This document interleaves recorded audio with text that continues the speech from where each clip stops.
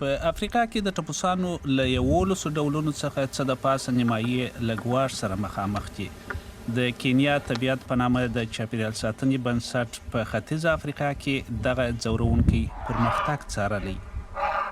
بې له دغو غوښه خوړونکو په مړه سوي حیوانات په هر ځای کې چې لوېدلي وي وراسته شي او کیدای شي د ټول ایکوسیستم توازن له منځه یوسي.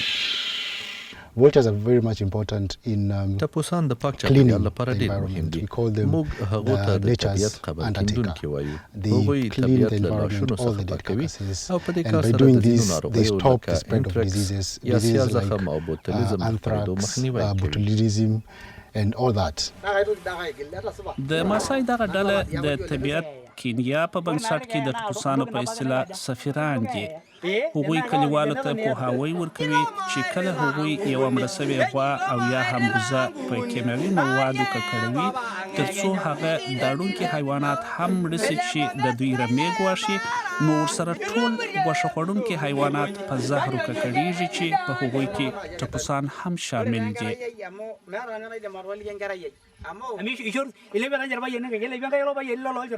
So as a vulture volunteer, I usually زه go په خپله to سیمه کې each, د my region, ټپوسانو for example, سفیر in یم. my کله location. چې د I انسانانو او usually go وحشي take some حیواناتو data ترمنځ کومه شخړه concerning وي، moral مخکې له دې conflict. چې له When there زهرو is څخه a خبرې وشي conflict, I go مداخله settle کوم that او issue موضوع before it's حلوم. poisoned.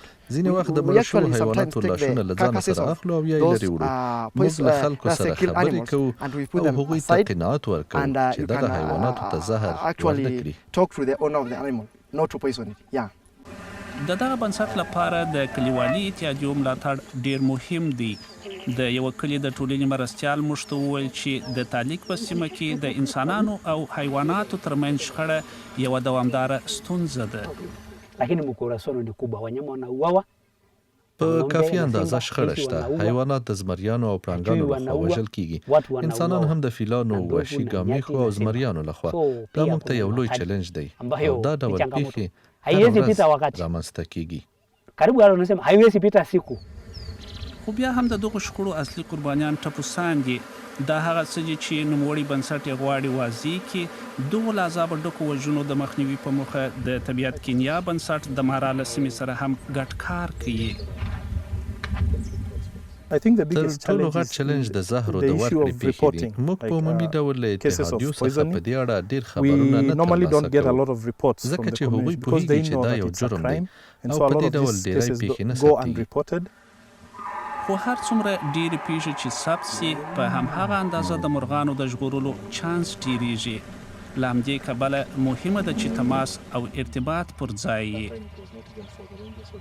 The approaches we use are basically talking. No, we discuss because we don't assume that they don't know. They know something. So what we do is to add on whatever they know and basically to create awareness.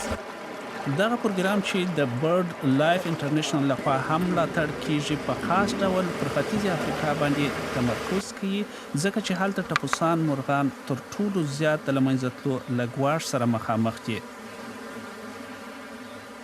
We are getting reports on human wildlife موږ conflict د انسانانو او وحشي حیواناتو ترمنځ شخړو او همدارنګه د ټپوسانو د زهري کولو په هکله راپورټونه ترلاسه کوو. And by this some vultures have been saved because there is یو نوی پلان موجود دی چې یو وحشي حیوان ته د زهرو د ورکولو په صورت کې څه باید وشي case of any او هغه تعقیبیږي. wildlife poisoning incident.